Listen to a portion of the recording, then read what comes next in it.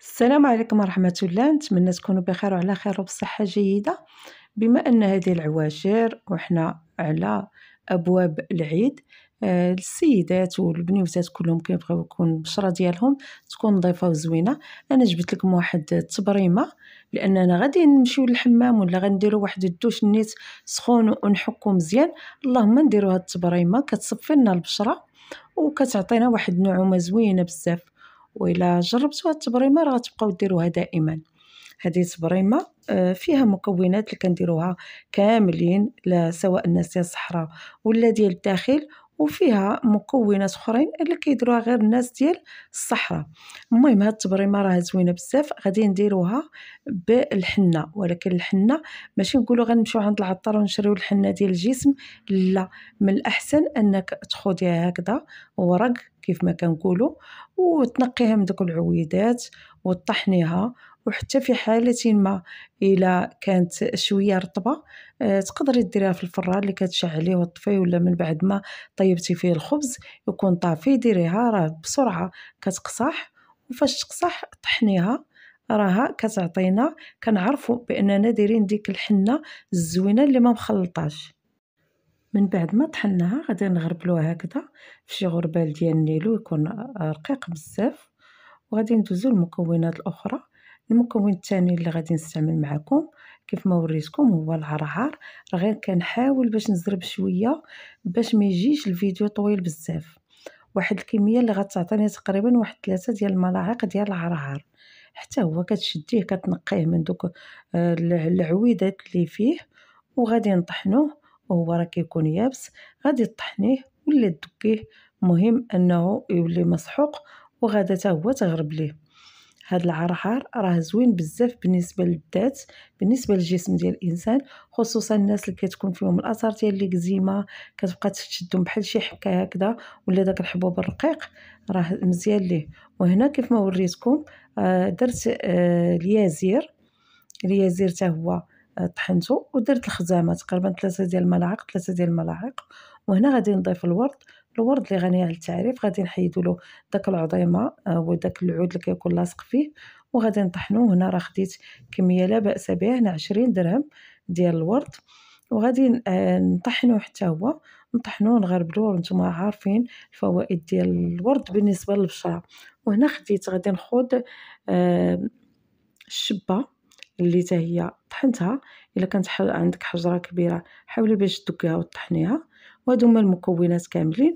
غادي نعاود فاش نبدا كنخلط غادي نوريهم لكم كاملين.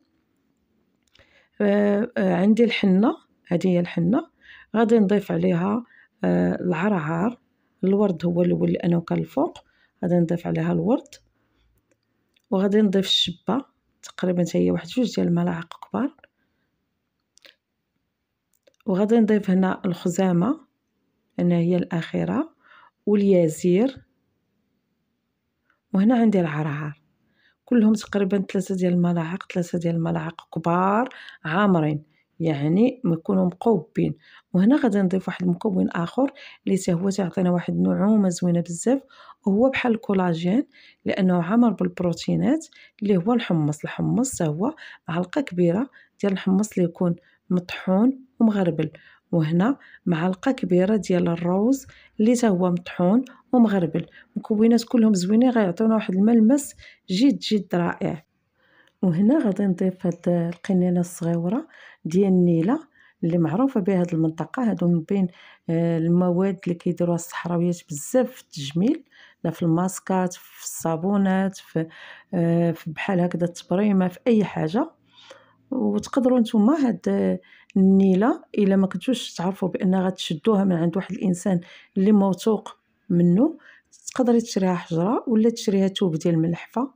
المهم ضروري ما تكونش غير الصبغه عاديه، لان دابا كلشي يقدروا يزوروه. خاصك الا ما كنتيش عارفاها على الاقل تشريها حجره. من بعد خلطت هاد المكونات كاملين ودرتهم في واحد القنينه. هذا هو الفائده الكبيره في هاد التبريمه، هي انك تقدري تحتفظي بها بحال هكذا، ماشي كل مره بغيتي تمشي للحمام ولا ديري واحد الدوش سخون اللي تحكي فيه في الدار، غادا خاصك تصايبي التبريمه، لا غادي تحتفظي بها بحال هكذا في قنينه وتخليها.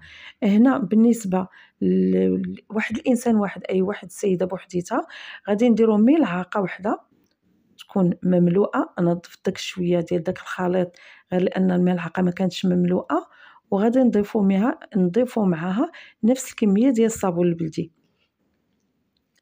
هاد جوج ديال المكونات اللي غادي نديرو غادي نخلطوه، ما غاديش نديرو الحامض، غادي نخلطوه فقط بالماء اللي كيكون غليناه مزيان. كتشوفوا السبوله ديالو راها طالعه، الماء يكون غالي ماشي بما بارد ولا دافي، وغادي تخلطي وانت كتحاولي باش هاد الوصفه او هاد الحنه اللي درنا هكذا ديال التبريمه ما تكونش جاريه. ضيفي غير بشويه بشويه وخلطي مزيان، خلطي بالملعقه ولا خلطي حتى بيدك.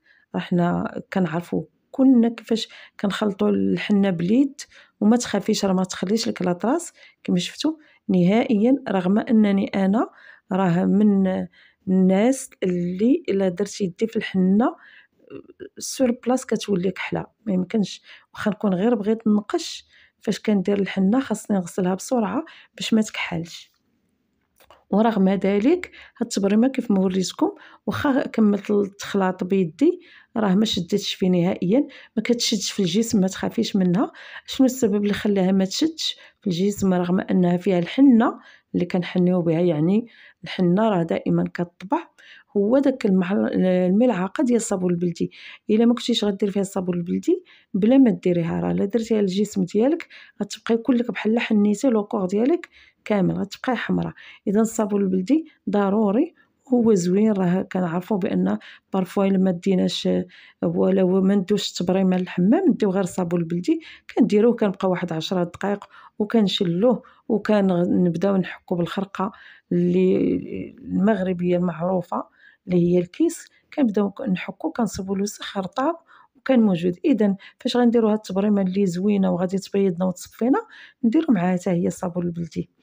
الطريقه كيف ما قلت لكم عادي، كيف ما قلت لكم دابا على الصابون البلدي، كتدخلي للدوش ولا كتدخلي للحمام كتبلي لو كور ديالك كتفزقيه بالماء وكتديري هاد التبريمه، وكيف ما قلت لكم تكون هكذا قاصحه شي شويه كديريها لو كور ديالك كامله، وكتبقاي واحد 10 دقائق ولا ربع ساعه في البلاصه اللي تكون دافيه حتى سخونه وكتشلي وكتحكي. هذه هي الطريقه العاديه. اما الا كنتي بغيتي فيك تصبغات بزاف، داك الطبايع عند الركابي والرجل من تحت واثار ديال الصباط والمرافق وكنتي هامله راسك، نقول لك واحد الطريقه اللي غديريها مع اي تبريمه، ماشي غير هذه، اي تبريمه كنتي كديريها ديريها. شنو هي الطريقه؟ هي انك مثلا من العشيه للعشيه ديري هاد التبريمه وتبقاي في لو كور ديالك، يعني ما تلبسيش الحوايج، ديري هاد التبريمه وتخليها حتى تنشف، وديك الساعه تمسحها حتى تنشف ومسحيها بشي غيطور وانا تكون ناشفه، ولا حتى بها هكذا غير بيدك ولبسي الحوايج. تبقاي ديريها 7 ايام من العشيه للعشيه وانت ما كتغسليش. نهار السابع سيري للحمام، راه غادا تبهري في لوكور ديالك. كيفاش غادي يكون؟ غادي يكون صافي وزويون والبشره ديالك تكون بيضاء ودوك التصبغات كلهم حيدوا. انا جبت لكم هاد الوصفه باش ديروها دابا بالنسبه للعيد راه قرب، وباش تكونوا زويونات. نتمنى ان هاد الوصفه تعجبكم. السلام عليكم ورحمه الله.